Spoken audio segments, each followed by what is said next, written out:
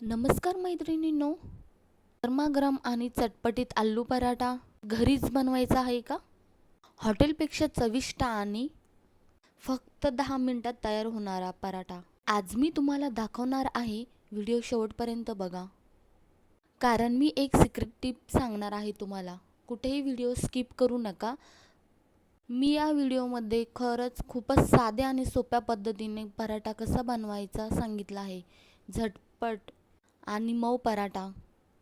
तुम्ही या पद्धतीने नक्की पराठा बनवून बघा, खूपच छान लागेल.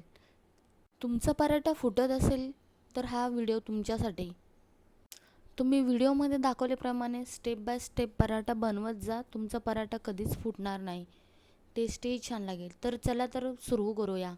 मी इथे मीडियम साईजचे 4 बटाटे घेतले आहे आणि एका बटाट्याचे 4 तुकडे करून त्याला मी उकडायला टाकणार आहे. तुम्ही व्हिडिओमध्ये बघू शकता. इथे मी उकडायला ठेवले आहे. उकडून झाल्यानंतर त्याची साल काढून घ्यायची. व्हिडिओमध्ये तुम्ही बघू शकता मी अशा प्रकारे पूर्ण बटाट्याची साल काढून घेणार आहे. बटाटे छान उकडून घ्यायचे आणि व्यवस्थित छान स्पूनच्या साहाय्याने मॅश करून घ्यायचे. सर्वात आधी बटाटे छान मॅश करून घ्या. गरमागरम बटाटे लवकर मॅश होतात. तुम्ही व्हिडिओमध्ये बघू शकता मी स्पूनच्या साहाय्याने पूर्ण बटाटे मॅश केले आहे. बटाट्यामध्ये अजिबात पाणी नको आहे, कारण की त्याने पराठा लवकर फाटतो. इथे बघू शकता मी अशा पद्धतीने पूर्ण मॅश करून घेतला आहे बटाटा. त्याच्यानंतर मी इथे टाकणार आहे धने पावडर, गरम मसाला, हळद, जिरं, मिरची पावडर. हे पूर्ण मिश्रण छान व्यवस्थित मिक्स करून घ्यायचं. तुम्ही म्हणणार याला कढईमध्ये तेल टाकून नाही करायचं का? नाही. त्याच्यानंतर मी इथे घेतला आहे 1 चम्मच बेसन पीठ. चवीनुसार मीठ घ्यायचं आहे. चवीनुसार मीठ टाकून झाल्यानंतर हिरवी मिरची, कोथिंबीर त्यामध्ये बारीक चिरून टाकायचं. त्याच्यानंतर मीडियम साईजचा कांदा घ्यायचा. तो छान व्यवस्थित बारीक कट करायचा. मी ते अशा प्रकारे कट केला आहे. बघू शकता तुम्ही व्हिडिओमध्ये कांदा. हे सगळं साहित्य घरात सहज मिळणार आहे. एकदा या पद्धतीने तुम्ही पराठा नक्की बनवून बघा.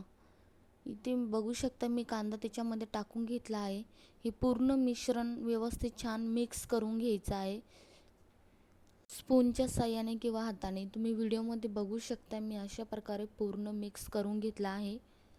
त्याच्यानंतर इथे बघू शकता मी कणिक भिजवून ठेवलं होतं 10 ते 15 मिनटं बाजूला. कणिक छान मळून झालं की तुम्ही बघू शकता किती सॉफ्ट आणि छान आहे. तर आपला पराठा फाटणार नाही, पराठा परफेक्ट येईल. त्याच्यानंतर मी इथे तवा गरम करायला ठेवला आहे. तुम्ही बघू शकता इथे स्टफिंग कसं भरलं आहे मी. स्टफिंग जास्त किंवा कमी भरायचं नाही, व्यवस्थित भरायचं. त्याच्यानंतर बघू शकता मी ते गोल गोल करून घेतला आहे. जास्त दाबायचं नाही, नाहीतर पराठा फुटू शकतो. व्यवस्थित छान हलक्या हाताने पुरणाची पोळी जसं लाटतो आपण तसं छान हलक्या हाताने लाटून घ्यायचं. खूप जोरात लाटू नका, नाहीतर स्टफिंग बाहेर येईल. व्हिडिओमध्ये तुम्ही बघू शकता मी इथे पूर्ण पराठा लाटून घेतला आहे. कुठेही पराठा फुटलेला नाही. अशा पद्धतीने पराठा नक्की बनवून बघा तुम्ही. मुलंही आवडीनं खातील. याच्यामध्ये जास्त तिखट घालायचा नाही. व्हिडिओमध्ये बघू शकता तुम्ही पराठ्याला किती छान कलर आला आहे. दोन्ही बाजूने तूप किंवा बटर लावून छान भाजून घ्यायचं आहे. वाव, किती छान सॉफ्ट आणि क्रिस्पी आलू पराठा तयार झाला आहे. गॅस मिडियम फ्लेमवर ठेवायचा, नाहीतर पराठा जळू शकतो. जर तुम्हाला अशा झटपट आणि सोप्या रेसिपी आवडत असतील चॅनलला सबस्क्राईब करा आणि बेल आयकॉन दाबा. माझ्या सगळ्या रेसिपी घरगुती आणि गावाकडच्या असतात. खूपच सोप्या पद्धतीने असतात आणि झटपट आणि चविष्ट असतात. मी प्रत्येक रेसिपी व्यवस्थित स्टेप बाय स्टेप सांगितले आहे. तुम्ही माझे पूर्ण व्हिडिओ बघू शकता. व्हिडिओमध्ये बघू शकता तुम्ही माझा आलू पराठा कुठेही फुटलेला नाही किंवा खाली तव्याला चिटकलेला नाही. तुम्ही हा पराठा टोमॅटो सॉस किंवा दही खाऊ शकता. तुम्हाला ही रेसिपी आवडली असेल तर व्हिडिओला लाईक करा. कमेंटमध्ये नक्की सांगा ही रेसिपी तुम्हाला आवडली का? आणि अशाच नवीन रेसिपीसाठी चॅनलला सबस्क्राईब करा. चला तर भेटूया मग नेक्स्ट व्हिडिओमध्ये.